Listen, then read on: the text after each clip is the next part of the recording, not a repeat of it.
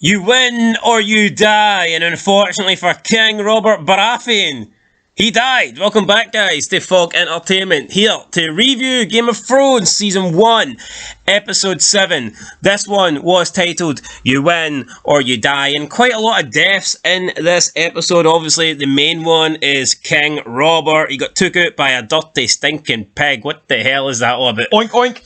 Yeah, not good at all. We lost a lot of Stark men as well. Ned Stark losing a lot of his troops. Pretty dumb decision, I think, to try and take down the new king. Didn't really work out too well for him. We also had Farley and the wine seller who died, so the guy that tried to poison Daenerys. So yeah, quite a lot of deaths, and we will get into the main death as we get towards the end of the review. But we start, obviously, we're going to start at the Lannister camp. So we get introduced to Tywin Lannister. He's skinning a sheep. Well, not a sheep. He's skinning a deer or whatever, a stag. A bit of venison. A stag, and he's like gutting it. He's skinning it, and Jaime's just sitting watching on, and he wants his son back. He doesn't give a shit really that Tyrion has been kidnapped, but it's a Lannister nonetheless. So it looks bad on the Lannister name. Yeah, he cuts a 5-minute promo here. Probably one of the better character introductions you could probably ask for a TV show. Yeah, Tywin says he has assembled an army of 60,000 men, and he will oppose the Starks, and he's going to attack the Starks and Catelyn for the capture of This his is son. how a butcher's done, not Felipe Reyes. Right? This is Butcher. This guy isn't a butcher, but he may as well be a butcher. He did not butcher this. Yeah, no, and I just think this guy commands respect straight away. This is a guy that I think you could look at and think this is the king.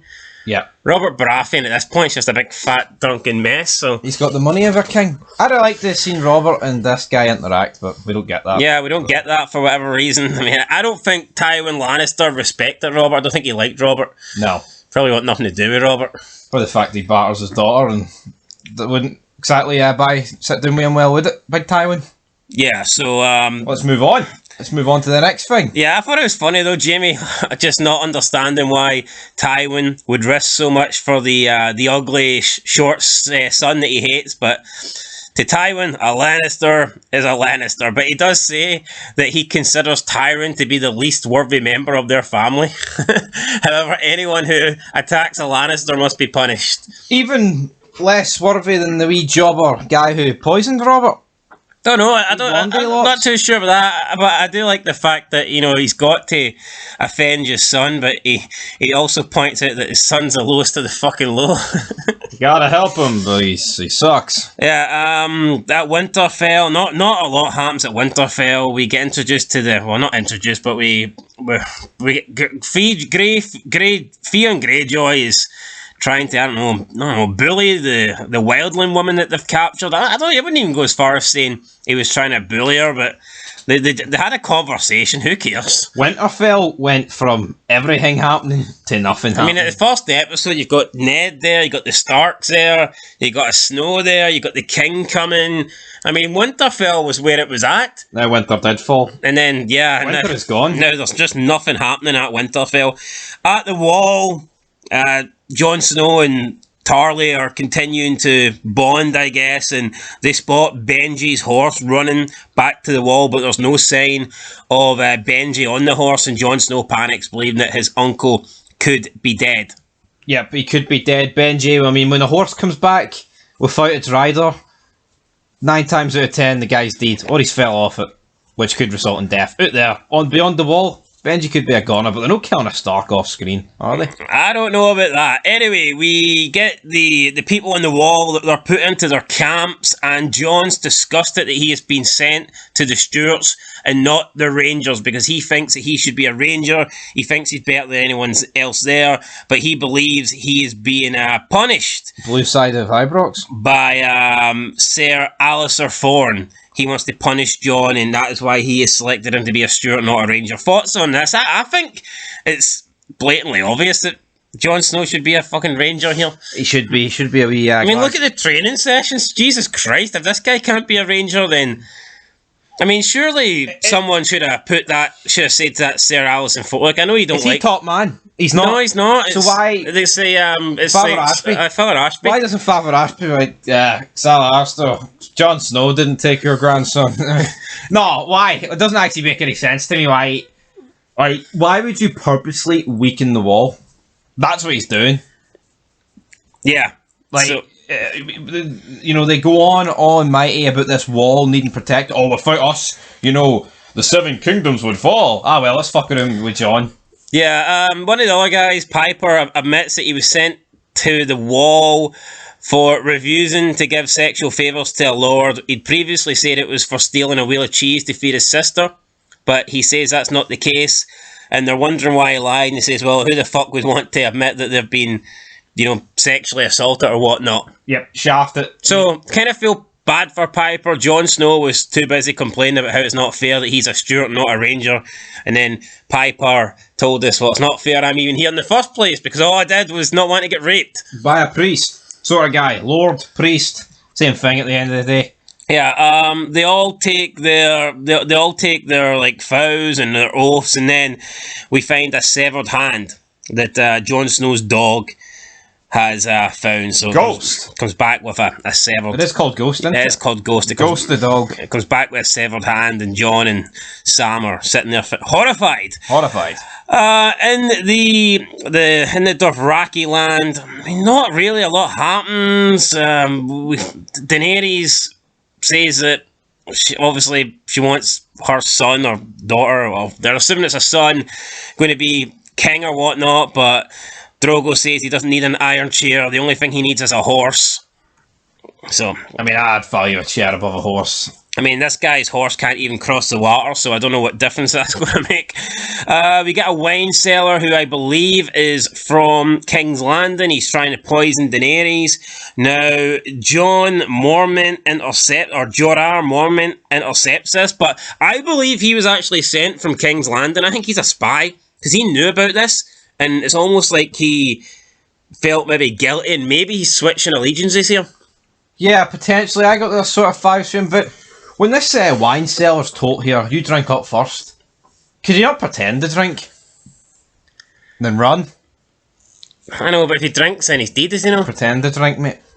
Backwash it, put it back in the bottle. It probably doesn't work that way. I mean, like, poisons with that, not like a wee tiny bit will kill you. Well, I don't know, maybe that's why I didn't do it. Yeah, I'm sure the guy knows more than me.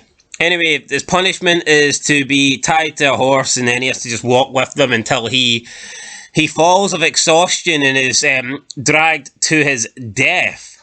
You know what? It's not the worst punishment. Yeah, it's bad, but It's not the worst punishment. Oh well, if you think of some other medieval shit they do, man, like saw you in half. I know, we could argue that would be over quicker, no? You could, but I mean, at the end of the day, it's walking, and then you'll get dragged. How long are you going to get dragged for? Yeah, no, but you'll probably die of dehydration. You'll pass out. But not before you. It would be longer, but either way, man, it's not good, is it? It's not good, but let's get to the good part of the episode. Everything's happening in King's Landing, I think. Yeah. That's where all the good stuff's going down. Ned meets with Cersei. He tells her that he knows how Jon Arryn died, and he knows the secret that Jon Arryn died for. He mentions the fact that none of the children are Robert's, and they're all a product of the incest between her and Jaime. Cersei doesn't deny the charge, and she's proud of it. She says she would rather have kids with Jaime and not that foul mouth, big fat slob Robert. And she talks about how the Targaryens over the decades and centuries that they were practicing marrying brother and sister to keep the bloodline pure. She also admits to... Not the word I'd use. Yeah, she admits to despising Robert ever since their wedding night, because all Robert wanted was Ned's sister, Lyanna. Now, Ned is honourable. He says that he's going to tell Robert the truth, but he's going to give Cersei time to leave the city, get her kids, and get as far away as possible, because he says once Robert finds out, then, he's going to be hell-bent be good night. He's going to on revenge. You know what, right? Obviously, that's how it works, but can you really blame Joffrey and co and the rest of them? Like, he's thought they were his kids. Would it not be a bit brutal for this guy just be like, well, fuck them and kill them? I think if he killed Cersei and Jaime, right? Obviously, fair enough, right? But if he killed the rest of them, would that not be a bit like his kids, but they're not his kids, but he thought they were his kids? Do you think he really likes fucking Joffrey though? Oh, he doesn't. Anytime we see an interaction, it's almost like he's like, who the fuck is this guy? I'd say the only person he likes is fucking Ned. It seems that way. Cersei calls Ned a fool. Refers to the fact that he turned down the throne himself. Turned down the throne for himself at one point. Edward tells her that he has lots of regrets, but that's not one of them. And then Cersei departs with a chilling warning. She says, quote, when you play the Game of Thrones, you win or you die. There is no middle ground. See, when quotes like this are getting dished out to you, this is when Ned should be like, you know what, see that whole gimmick about let her get her kids out? Fuck that. Fuck your honour. Come on, I mean, Robert was still standing at this point. Yeah, we then see Renly, he finds Ned, and we find, well, Robert has been mauled by a boar, so we get the whole Robert shit. Robert's laying there. He's not going to make it. No, I don't get it, right? It's a pig. Pigs are dangerous, especially the wild ones. But it's not like he got mauled by a fucking tiger or a lion. I mean, a fucking pig's wiped this guy out. I just don't think Ned or Jaime Lannister's going to get wiped out by a pig. No, so Ned and Robert just wants to speak to Ned. I love you, Ned. Yeah, he's going to have to give his last words here. So Robert instructs Ned to make a letter naming him as the Lord Protector of the Realm to rule until Joffrey comes to age. But Ned doesn't write Joffrey's name. Instead, he just writes the rightful heir to the throne. And then Robert signs this, and Robert also asks him to cancel the attempt on Daenerys' life. So maybe Robert's not a bad guy after all, you know, he's... I guess in his death, like, he could have very easily went, fuck it, just kill her anyway. Yeah, after he leaves the chamber, Ned talks to Fairies and Barris and Selmy. They're talking about the wine. I think Ned's obviously suspecting foul play. Which he would, to be fair. Yeah, especially after everything that's went down, like. Fairies points out that Lancel Lannister was keeping the king refreshed. So... yeah, and then Ferris also says it's too late to stop the attempt on Daenerys' life. This was already emotional before Ned even spoke to Cersei, wasn't it? Yes. Because Robert went out last episode, so I guess regardless of Ned showing his cards, Robert would have ended up like this. True. But what would Ned have done? But he told Cersei straight to her face. I don't like the fact that Jaime Lannister just stuck his tail between his legs and fucked off.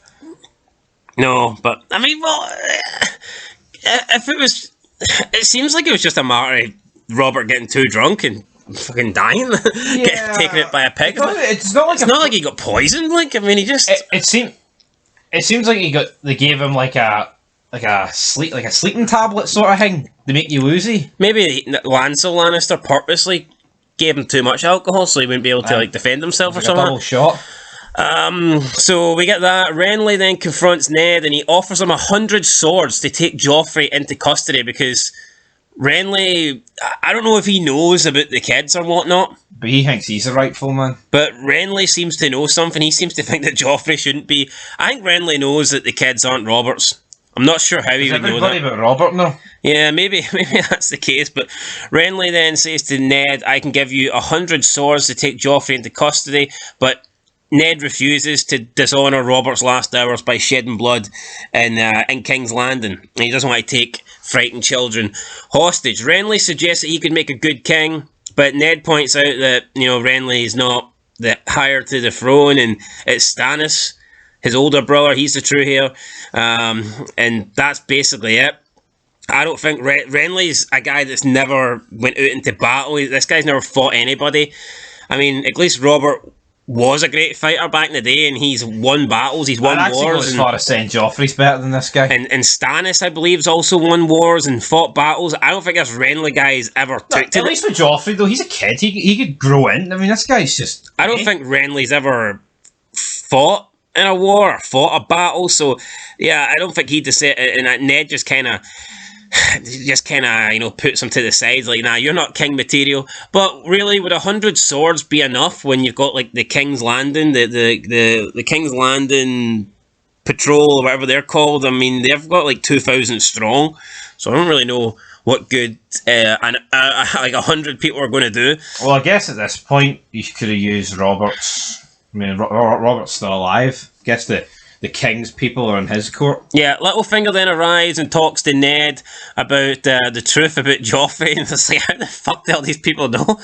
Like, did Ned tell them? I don't think he did. I don't think he did. No, he didn't. Ned wouldn't tell anyone that. No, because Ned only found out like last episode. But Littlefinger knows, and Littlefinger thinks that they need to act fast. Yeah, but I'm going to assume that Littlefinger and that baldy looking fucking thumb guy for Mayans now as well. Now, yeah, because they inspired. They seem to know everything. Those two.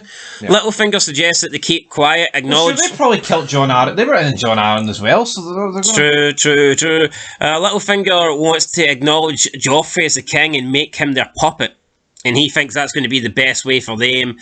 And he says if Joffrey doesn't want to be the puppet, then they've got the trump card. They can reveal the truth, that Renly, that he's not Robert's son, and then Renly can be their new puppet. They can install him as the king, but Ned considers this treason. Littlefinger realizes that even though Ned has Robert's edict naming him as regent and protector of the realm, he doesn't have the men he needs to seize control from Cersei. He needs the loyalty of the City Watch. That's it. The City Watch are 2,000 strong. So even though Ned's got this bit of paper, he needs men. You know, you've got a bit of paper, but what's a bit of paper really if someone's just going to rip up in front of you? Very true, but the problem with this is as well, the whole gimmick of Littlefinger saying, oh well, Ned, why don't we just use Joffrey as a puppet? But honestly, if Ned was willing to do that, well, the Lannisters just going to let Ned hang about like a bad smell? Yeah, he'd be killed, wouldn't he? Like, exactly. So what's... Like, even though Ned... As soon as you reveal you're going to be out it, you're going to be dead. Yeah. Honestly, it's good night for Ned at this point. Littlefinger says, I've got the City Watch are loyal to who pays them. Just happens that the Lannisters are the richest people in the Seven Kingdoms, like, so... I know, but I guess... Come on, Ned, shouldn't you caught on here? Yeah, was Littlefinger not paying them? That's what he's referring to, but he's in their pocket. Yeah, but if the Lannisters pay him, then... You know... True. That's the point. So we go to King's Landing. Ned is summoned to the throne by King Joffrey. Robert has died. Ned's shocked when he hears the name King Joffrey. We learn that Robert's no longer with us. Everyone's waiting in the King's Landing.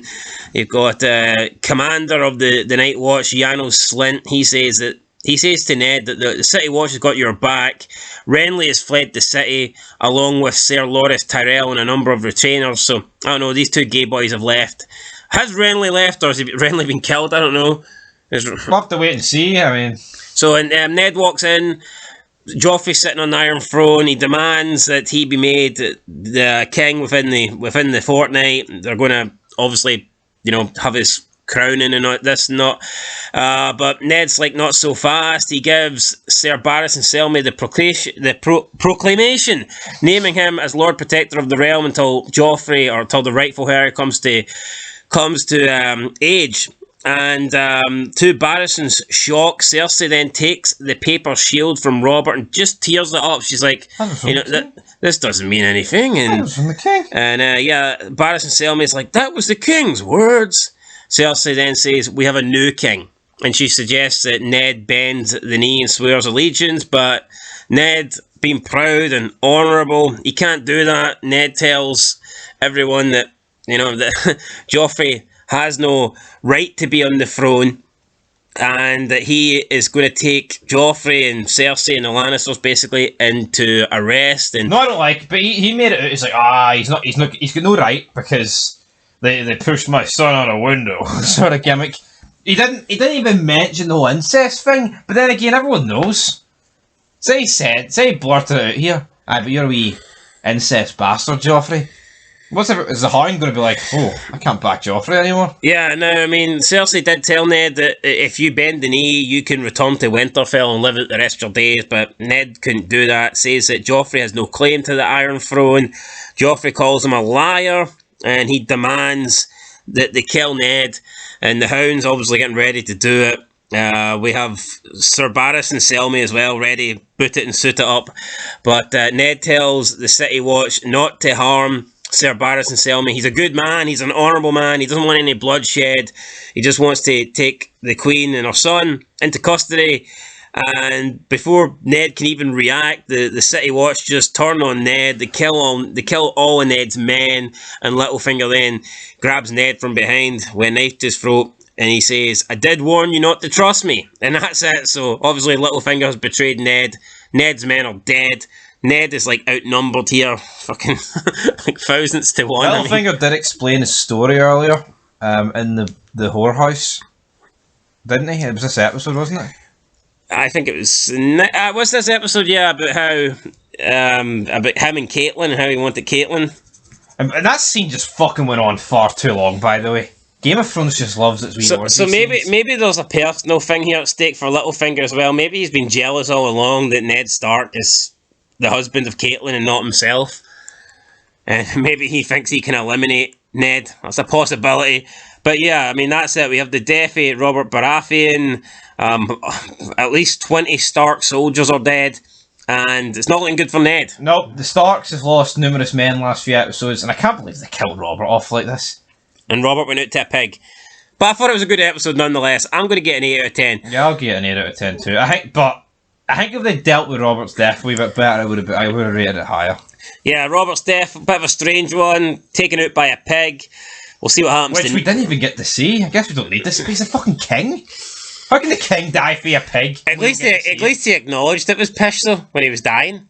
Killed by a pig, Ned. Why didn't they make up a better story? Oh, we were outnumbered 100 to 1, but King Robert fought. He fought valiantly. I mean, could have made something up. He was killed by a bit of bacon. You know, come on the fuck. And then you've got Tywin Lannister just like, stripping this stag.